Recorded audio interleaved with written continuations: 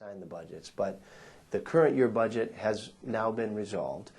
There's still some questions on what will happen to some school aid fund cutting that had happened, proration cuts that happened in the school aid budget, and we'll be following that very closely in the coming weeks. Our, as you know, mantra during this whole process has been that state policymakers really need to address structural reforms in the budget. And we saw some of that in this last round, but we know, looking into the crystal ball and looking at the economic forecasting, that much more is going to be needed to be done in the area of structural reforms in the coming months for next year's budget. So we're very much focused on that.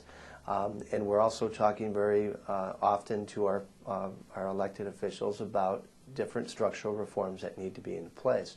There's going to be an effort in the coming weeks and months to raise taxes.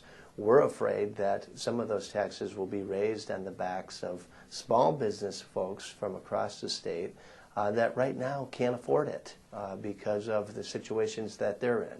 So we think that it's fair for policymakers to ask of the state government the same thing that our families and small businesses are doing, and that's make the difficult decisions to cut and to change the way they do business. So we're going to demand that in the coming weeks.